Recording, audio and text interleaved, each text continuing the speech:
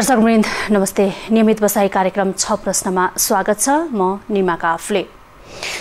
रविन्द्र अधिकारी एउटा आशा लाग्दो दियो जो समय अगावै निभ्यो। आज हामी कुरा गर्दैछौँ हेलिकप्टर दुर्घटनामा परिज्यान गुमाउनुभएका संस्कृति पर्यटन तथा नागरिक उड्डयन मन्त्री रविन्द्र अधिकारीको विषयमा। उच्च राजनैतिक छवि बनाएका मन्त्री रविन्द्र अधिकारीले पर्यटन नागरिक उड्डयन तथा संस्कृति मन्त्रालय सम्हालेपछि केही सुधारका काम गरेका थिए, जसलाई पछिल्लो पुस्ताले रोल मोडलको रूपमा देख्न थालिसकेको थियो। नेपालीको आशाको दियोका रूपमा रहेका अधिकारी अब रहेनन्, तर उनले गरेका काम नेपाली पर्यटन इतिहासमा कहिले मेटिने छैन। उनी अधिकारीलाई श्रद्धाञ्जली दिन आज हामी उपस्थित भएका छौँ र उनको स्मरण गर्नुका साथै उनले थालेका प्रयासका विषयमा कुरा गर्न यति बेला स्टुडियोमा हुनुहुन्छ नेकपाका केन्द्रीय सदस्य ठाकुर गैरे। स्वागत छ यहाँलाई। रविन्द्र अधिकारीको श्रद्धाञ्जलीमा हामी कुरा गर्न गइरहेका छौँ, कसरी सम्झन्छौँ? सबभन्दा पहिला त म नेपाल कम्युनिस्ट पार्टीका केन्द्रीय सदस्य, हाम्रो नेता माननीय पर्यटन मन्त्री रविन्द्र अधिकारी र उहाँको साथमा दिगमत हुनुभएका सबै प्रति भावपूर्ण श्रद्धाञ्जली व्यक्त गर्न चाहन्छु र शोक सन्तप्त परिवारजनहरूमा संवेदना व्यक्त गर्न चाहन्छु र म सबैलाई यो दुःखमा संयमताका साथ यसलाई सहन गर्ने र फेरि हामी सबै आफ्नो जिम्मेवारीमा फर्किनका लागि हामी सबैले साहस गर्नुपर्छ र उहाँप्रति हाम्रो उच्च सम्मान छ। तपाईले भन्नुभयो जस्तै उहाँले गर्नुभएका योगदानहरू हामीसँग सधैँ स्मरणीय रहनेछन् र हामी निरन्तर थप प्रगतिका लागि उन्नतिका लागि लाग्नुको विकल्प छैन। अब केन्द्रित हौँ हामी रविन्द्र अधिकारीतर्फ नै। उहाँले सुरुवात गर्नुभएको राजनीतिक अवस्था र अहिलेसम्म मृत्यु हुनुभन्दा अघिल्लो दिनसम्म अघिल्लो समयसम्म गर्नुभएका प्रयास थालनीहरू कसरी सम्झिन सकिन्छ? उहाँ चाहिँ अब 7 क्लास पढ्दादेखि अथवा यो नेपालको कम्युनिस्ट आन्दोलनमा खास गरी विद्यार्थी आन्दोलनबाट स्कुल जीवनबाट सुरु गर्नुभएको उहाँको यात्रा चाहिँ सायद मिनेट भर पनि उहाँले चाहिँ विश्राम नगरिकन, अर्थात् उहाँ जहिलेदेखि यो अभियानमा जोडिनुभयो निरन्तर र अत्यन्त सक्रियताका साथ एउटा लागिरहेको उहाँ एउटा व्यक्तित्व हुनुहुन्छ र विद्यार्थी आन्दोलन उहाँको नेतृत्वमा एउटा चर्चित र धेरै महत्त्वपूर्ण उपलब्धि हासिल गरेको आन्दोलनको रूपमा स्थापित छ। त्यो स्वतन्त्र विद्यार्थी युनियनको फोरमबाट र स्वयं विद्यार्थी सङ्गठन अनेरा सुबीको फोरमबाट र उहाँले केवल अनेरा सुबीको नेता मात्रै भनेर पनि उहाँको परिचय पुग्दैन। उहाँ चाहिँ नेपालमा क्रियाशील सबै विद्यार्थी सङ्गठनको एउटा साझा नेतृत्वका रूपमा सबैले चाहिँ सम्मान गर्ने, सबैले स्वीकार गर्ने र यसर्थ कि उहाँले संयुक्त विद्यार्थी आन्दोलनमा को निर्माण गर्ने र त्यसको नेतृत्व गर्ने काम समेत उहाँले गर्नुभयो। पार्टीमा उहाँले स्थानीय पार्टी कमिटी, भूगोलको स्थानीय पार्टीको विभिन्न कमिटीहरू हुँदै उहाँ चाहिँ कास्कीको सचिव हुनुभयो र पार्टीको केन्द्रीय कमिटीको नेतृत्वमा रहनुभयो र पार्टीको काममा उहाँको उत्तिकै महत्त्वपूर्ण योगदान रह्यो र सँगसँगै संसदीय क्षेत्रमा पनि उहाँ तेस्रो पटक संसदमा दुईटा संविधान सभाको सदस्य, 2 कार्यकाल र अहिले चाहिँ संसद सदस्य, प्रतिनिधि सभाको सदस्य र संसदभित्रको हामीले हेर्ने हो भने जसरी उहाँ विद्यार्थी आन्दोलनमा चर्चित रहनुभयो, एउटा सुयोग्य नेताको रूपमा स्थापित हुनुभयो, त्यसै गरी संसदमा पनि उहाँ एउटा गुड पार्लियामेन्टेरियनको रूपमा स्थापित हुनुभयो। यति मात्रै होइन कि पार्लियामेन्टमा उहाँको प्रस्तुति, पार्लियामेन्टमा चाहिँ प्रस्तुत हुने एजेन्डाहरू, त्यसको छलफलमा सँगसँगै उहाँले चाहिँ त्यहाँ काम गर्ने क्रममा उहाँ चाहिँ विकास समितिको सभापति हुनुभयो र उहाँले एउटा चाहिँ पुस्तक पनि तयार गर्नुभयो नेपालको विकासका बारेमा एउटा चाहिँ गहिरो अध्ययन गरेर एउटा राम्रो सामग्री हामीलाई दिएर जानुभएको छ। त्यसपछि संसदमा पनि उहाँको त्यो स्तरको आफ्नो संसदीय क्षेत्रमा विकास निर्माणको कामका हिसाबले आफूलाई मतदान गर्ने, आफूलाई चाहिँ जिताएर पठाउने, आफ्नो निर्वाचन क्षेत्रका आफूलाई मतदान गर्ने र नगर्ने सबैको एउटा साझा नेताको रूपमा उहाँ चाहिँ हामीले पायौँ। र त्यसपछि मन्त्री भइसकेपछि मन्त्रीको चाहिँ जिम्मेवारीमा पनि उहाँ उत्तिकै यो एउटा छोटो अवधिमा हामीले त्रिभुवन अन्तर्राष्ट्रिय विमानस्थलमा जाँदाखेरि हामी अनुभूति गर्न सक्छौँ। देशभरिका एयरपोर्टहरू सञ्चालनमा आएका छन्, त्यसमा हामी अनुभूति गर्न सक्छौँ। त्यो भैरवा अन्तर्राष्ट्रिय विमानस्थलको कुरा, पोखरा विमानस्थलको कुरा, निजगढको तयारीको कुरा, यी कामहरूबाट पनि उहाँलाई हेर्न सक्छौँ। र सँगसँगै पर्यटन वर्ष 2020 लाख पर्यटकहरू नेपाल भित्राउने योजना उहाँले जुन गतिका साथ बनाउनु भएको थियो, संस्कृतिका क्षेत्रमा पुराना संस्कृतिको चाहिँ सांस्कृतिक केन्द्रहरू 100 वटा गन्तव्य चाहिँ राष्ट्रिय एउटा गन्तव्यका क्षेत्र निर्धारण गर्नेदेखि लिएर उहाँले जे गर्नुभयो, त्यस हिसाबले चाहिँ उहाँ जुन ठाउँमा उहाँले जिम्मेवारी पाउनुहुन्छ त्यो ठाउँमा उहाँले कुशलतापूर्वक त्यो जिम्मेवारी निर्वाह गर्न सक्ने त्यो व्यक्तिका रूपमा उहाँलाई म चिन्छु। पक्कै पनि हामीले स्मरण गर्दाखेरि जस्तो कछुवा गतिमा रहेको भैरवा क्षेत्रीय विमानस्थल 70% काम सकिसकेको अवस्था, त्यस्तै गरेर प्रस्तावित निजगढ अन्तर्राष्ट्रिय विमानस्थलमा भएको रुखकटानीको विषयमा पनि अधिकारीले जुन सजै समाधान गरेको अवस्था, त्यसै गरेर विमानस्थल सञ्चालनको समय दैनिक 18 घण्टाबाट बढाएर 22 घण्टा पुर्याएको अवस्था,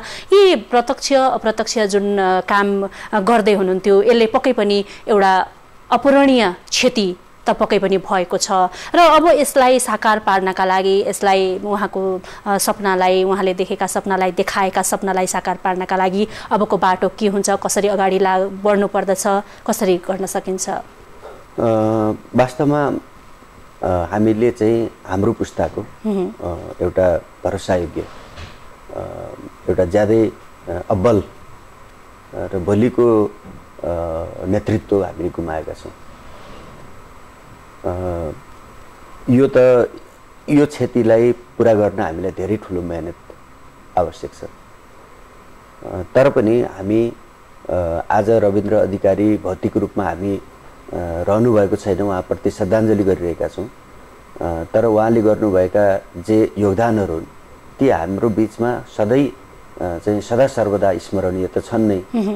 सँगसँगै उहाँप्रति हामीले आज श्रद्धाञ्जली गरिरहँदाखेरि हामीले थप एउटा प्रतिबद्धता गर्नुपर्नेछ, थप सङ्कल्प गर्नुपर्नेछ र यो दुःखलाई हामीले एउटा राष्ट्र निर्माणको अभियानसँग जोड्नुपर्नेछ र उहाँले सैद्धान्तिक वैचारिक हिसाबले, साङ्गठनिक हिसाबले, विभिन्न एजेन्डामा चाहिँ चलाइएका अभियानका हिसाबले, विकास निर्माणको हिसाबले र नेपालको सामाजिक सद्भाव कायम गर्ने, नेपालको सामाजिक न्यायसहितको समाजवादको यात्रालाई मजबुत बनाउने, नेपालका हिमाल पहाड तराई सबै नेपाली जनताको एउटा चाहिँ एउटा राष्ट्रिय एकता, सामाजिक सद्भाव सहितको एउटा स्वाभिमानी राष्ट्र, एउटा स्वतन्त्र सार्वभौमसत्ता सम्पन्न भौगोलिक रूपले अखण्ड राष्ट्रलाई संसारको एउटा चाहिँ एउटा समृद्ध राष्ट्रको रूपमा स्थापित गर्ने जुन एउटा रविन्द्रजीको अभियान हो, सङ्कल्प हो र त्यो आन्दोलन नै उहाँको आफ्नो आन्दोलन हो, हामी सबैको साझा आन्दोलन हो। त्यसलाई त्यस रूपमा चाहिँ विकास गर्ने, त्यसलाई त्यस रूपमा चाहिँ सम्पन्न गर्ने कुराले नै उहाँप्रति वास्तविक श्रद्धाञ्जली हुन्छ। त्यसकारणले हामीले चाहिँ त्यो अभियानलाई अझ तीव्र बनाउनु, त्यो अभियानलाई अझ गतिका साथ अगाडि बढाउनु, त्यसमा अझ थप सङ्कल्पका साथ अगाडि बढ्नु नै आजको आवश्यकता पनि हुन्छ र उहाँप्रतिको श्रद्धाञ्जली पनि पक्कै पनि। जिम्मेवारीमा रहँदा, भूमिकामा रहँदा केही बाछिटाहरू हुन्छन्, बाछिटाहरू लाग्ने पनि हुन्छन्, त्यो स्वाभाविक पनि हो।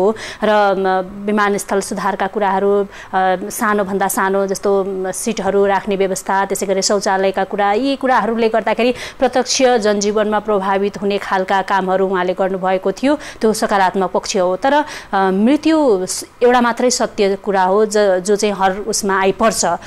यो जान्दा जान्दै पनि सकारात्मक कामका लागि प्रेरित हुन नसक्नु या राजनीतिक खिचातानीमा अल्झिनु, या अब युवा पुस्ताले यो कुरामा अलि बेसी मनन गर्नुपर्छ कि? होइन, मानिसको जीवनमा काम गर्ने क्रममा अप्ठ्याराहरू आउँछन्।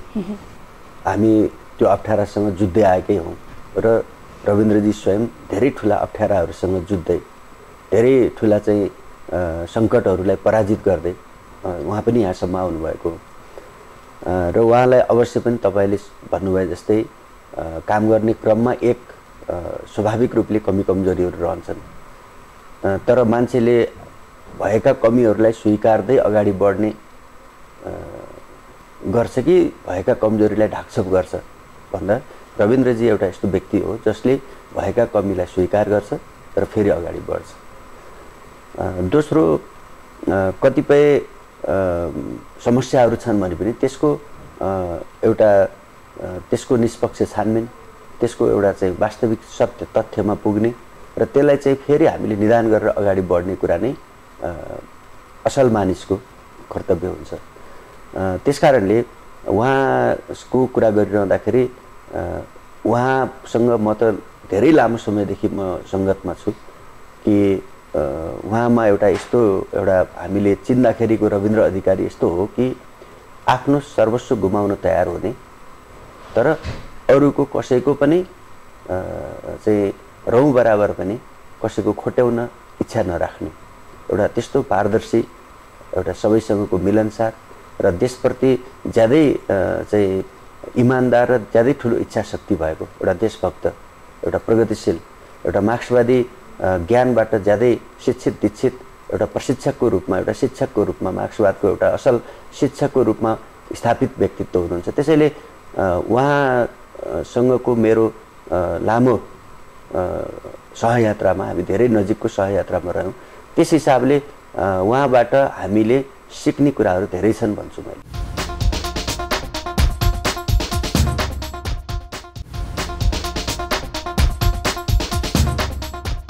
जस्तो 33% विद्यार्थी सहुलियतका कुराहरू, त्यसै गरेर उहाँको 8 तत्कालीन दरबारमा गएको विज्ञप्तिका कुराहरू, यी धेरै कुराहरू आइरहेका छन् जसले गर्दाखेरि एउटा सकारात्मक पक्षको सुरुवात भएको संवाहकको रूपमा मानिएको देख्न सकिन्छ। अझ तपाईँले व्यक्तिगत रूपमा निकै नजिकबाट निहाल्नु भएको छ र यी सबै कुरालाई मध्यनजर गर्दाखेरि अब उहाँबाट सिक्नुपर्ने, उहाँबाट जान्नुपर्ने कुराहरू त धेरै छन्। यद्यपि यति हुँदाहुँदै पनि कतिपय नकारात्मक टीका टिप्पणी त यो स्वाभाविक हो, हुन्छ पनि।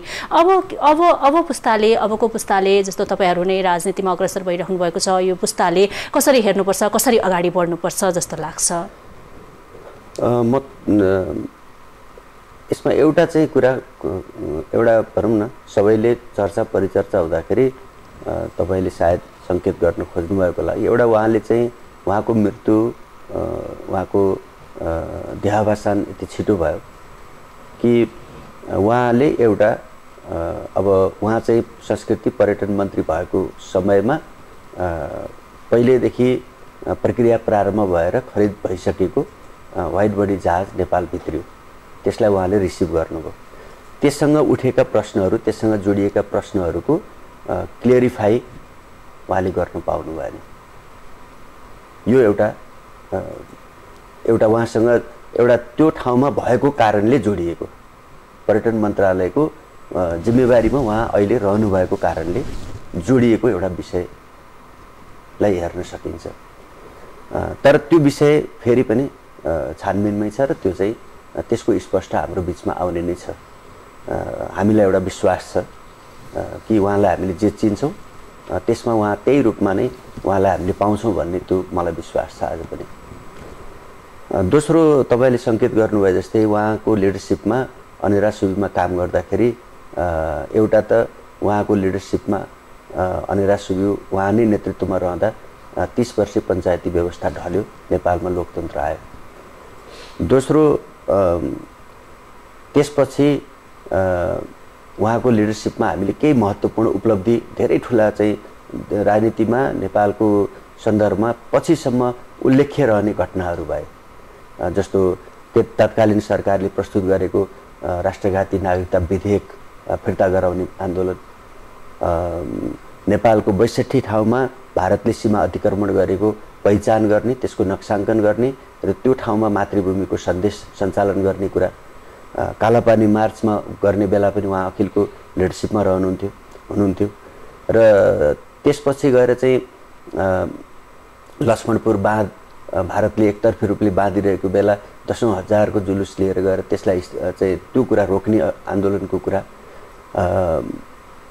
पारसले चलाएको गाडीले गायक प्रवीण गुरुङको हत्या भएपछि जसरी गलत काम गरेपछि नागरिक कानुनबाट दण्डित हुनुपर्छ त्यसैगरी दरबारको मान्छे पनि कानुनभन्दा माथि हुँदैन उसले पनि दण्डित हुनुपर्छ भन्ने कुराको नेतृत्व गरेर 5,23,000 हस्ताक्षर सङ्कलन गरेर दरबारमा बुझाएको घटना तिर्नुहोस् पेट्रोलियम पदार्थ लगायत अरू विषयमा बजारमा भएका मूल्य वृद्धिका आन्दोलनको कुरा तिर्नुहोस् शिक्षामा भएको व्यापारीकरण निजीकरण र चाहिँ नेपालको शिक्षा धनी र गरिबको फरक शिक्षाको एउटा विभेदकारी शिक्षा प्रणालीलाई अन्त्य गर्ने र यसलाई मौलिक हकको रूपमा स्थापित गर्ने आज संविधानले शिक्षा मौलिक हकको रूपमा स्थापित भएको छ ग्यारेन्टी भएको छ त्यसलाई संयुक्त विद्यार्थी आन्दोलनको रूपमा स्थापित गर्ने कुराको उहाँले जुन लिडरसिप गर्नुभयो उहाँकै लिडरसिपमा हामीले यातायातका साधनमा आज जुन विद्यार्थीहरूले 33% सहुलियत पाउँछन् अस्पतालमा मनोरञ्जनका क्षेत्रमा विद्यार्थीहरूले सहुलियत पाउनुपर्छ भन्ने एजेन्डाको आन्दोलनको नेतृत्व हामीले उहाँकै लिडरसिपमा गरेका थियौँ र यसरी नेपालको राष्ट्रिय स्वाधीनताको पक्षमा जनजीविकाको पक्षमा न्याय र समानताको पक्षमा अरू थुप्रै एउटा चाहिँ आन्दोलनहरू हामीले उहाँको साथमा उहाँको लिडरसिपमा गऱ्यौँ पछि उहाँले संसदमा रहेर पनि त्यसैको निरन्तरता गर्नुभएको छ र यसरी हेर्दाखेरि उहाँ एउटा मैले अघि पनि भने उहाँ एउटा चाहिँ हाम्रो मार्क्सवादी ज्ञानको मार्क्सवादी विचारको हाम्रो शिक्षक पनि हुनुहुन्थ्यो उहाँ चाहिँ एउटा असल एउटा सङ्गठक पनि हुनुहुन्थ्यो उहाँ एउटा चाहिँ ठुलो एउटा चाहिँ अभियन्ता एउटा मोबिलाइजर हुनुहुन्थ्यो उहाँ चाहिँ एउटा विकासको हिसाबले समृद्धिका हिसाबले एउटा चाहिँ एउटा ज्यादै ठुलो राम्रो ज्ञान भएको एउटा चाहिँ विकासको एउटा मोडेलको एउटा अभियन्ता हुनुहुन्थ्यो र उहाँ चाहिँ सबैको बिचमा एउटा ज्यादै मिलनसार एउटा घुलनशील एउटा सबैलाई को आफ्नो को चाहिँ कसले भोट दियो कसले दिएन मान्छेले त्यो समेत हेर्छ तर उहाँले चाहिँ सबैको एउटा साझा व्यक्ति मान्छेलाई कसैलाई दुःख परेको छ भने आफ्नो सबै काम छोडेर पनि त्यो दुःखमा साथ दिने एउटा त्यो नेचरको व्यक्ति हुनुहुन्थ्यो त्यसकारणले उहाँबाट हामीले धेरै कुरा सिकेका छौँ र उहाँ आज नभए पनि उहाँको जीवनशैलीबाट उहाँको चाहिँ कार्यशैलीबाट उहाँको कमिटमेन्टबाट उहाँले गर्नुभएका योगदानहरूबाट हामी पछिसम्म पनि शिक्षित दीक्षित भइरहनेछौँ र त्यो बाटोमा हिँडिरहनका लागि हामीलाई चाहिँ मार्ग प्रेरित गरिरहेका छन् भन्ने मलाई लाग्छ र अब हामी कुरा गरौँ नेपाली आकाशको यसै गरी ताप्लेजुङमा जसरी अहिले दुर्घटनामा मृत्युवरण गर्न भयो अधिकारीले यसै गरी आजभन्दा 11-12 वर्ष अगाडि यस्तै अपरणीय क्षति भएको थियो जो दुर्घटनामा दिग्गज व्यक्तित्वहरूको मृत्यु भएको थियो भौगोलिक अवस्था मौसमका कारण हवाई दुर्घटना हुने गरेको प्राय यो अवस्था छ यसलाई न्यूनीकरण गर्न जस्तो सरकारले नयाँ नियमहरू बनाउनु पर्ने भन्ने कुराहरू उठिरहेको छ नि यसलाई कसरी भन्न सकिन्छ अवश्य पनि एउटा देशको बहालवाला त्यसमा पनि स्वयं पर्यटन मन्त्री हेलिकप्टर दुर्घटना हुने कुराले हाम्रो हवाई आकाश को सुरक्षामा यसले प्रश्न चिन्ह खडा गरेको छ यद्यपि विगतमा पनि हाम्रा यी घटनाहरू बेला बेलामा निरन्तर हुँदै आएका छन् एकातिर नेपालको हवाई क्षेत्रका बारेमा अन्तर्राष्ट्रिय हवाई सँग सम्बन्धित क्षेत्रले पनि विगतदेखि नै प्रश्न उठाइराखेको र त्यसको समाधानका लागि स्वयं रविन्द्र अधिकारी धेरै ठुलो प्रयत्नमा हुनुहुन्थ्यो र उहाँले हामीसँग गरेको कुरामा अब नेपालमा अन्तर्राष्ट्रिय समुदायबाट अन्तर्राष्ट्रिय क्षेत्रबाट हवाई क्षेत्रमा जुन प्रश्न उठेका छन् त्यो चाहिँ कहिले नउठ्ने गरी समाधान हुँदैछन् भन्ने कुरा समेत हामीसँग व्यक्त गरिराख्नु भएको थियो त्यो बेलामा यो दुर्घटना भएको छ त्यसैले विगतमा पनि हवाई क्षेत्रमा दुर्घटना भएपछि छानबिन आयोग बन्ने त्यसले प्रतिवेदन तयार गर्ने र ती प्रतिवेदनहरू टेबलमा थन्किने त्यो चाहिँ सार्वजनिक हुने त्यसमा बहस गर्ने त्यस क्षेत्रका विज्ञहरू बसेर त्यसमा चाहिँ अब त्यसको त्यो प्रतिवेदनमा उल्लेख गरिएका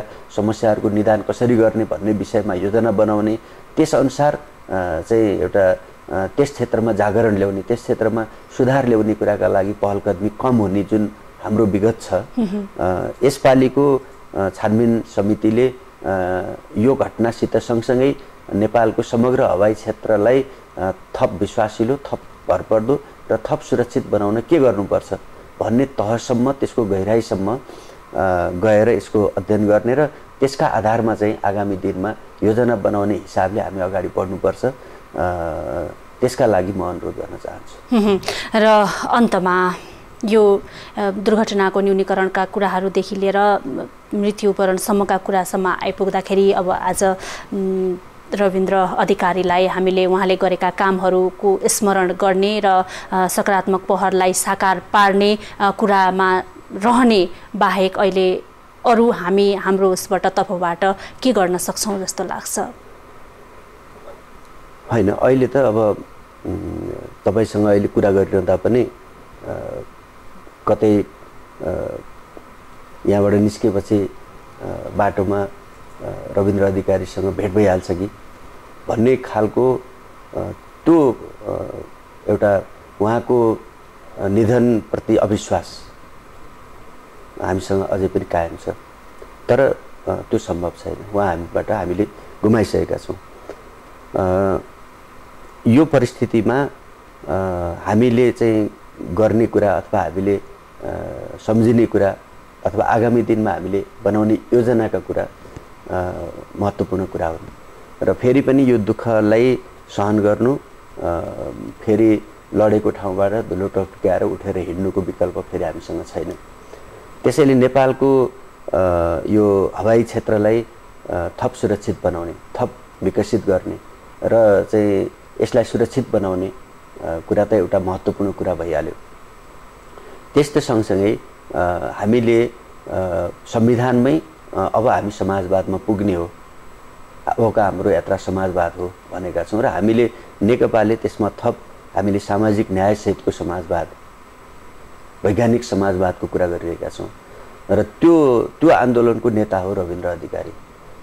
हामीलाई त आशा थियो, हामीलाई विश्वास थियो उहाँले आज चाहिँ त्यसका आधारहरू बनाउने, त्यसका चाहिँ आधारहरू तयार गर्ने ठाउँको लिडरसिप गरिराख्नु भएको छ र भोलि नेपालको त्योभन्दा अझै चाहिँ उच्च ठाउँमा बसेर उहाँले भविष्यमा हाम्रो यो पुस्ताको, यो समाजको नेतृत्व गर्नुहुन्छ भन्ने समेत हामीलाई विश्वास थियो।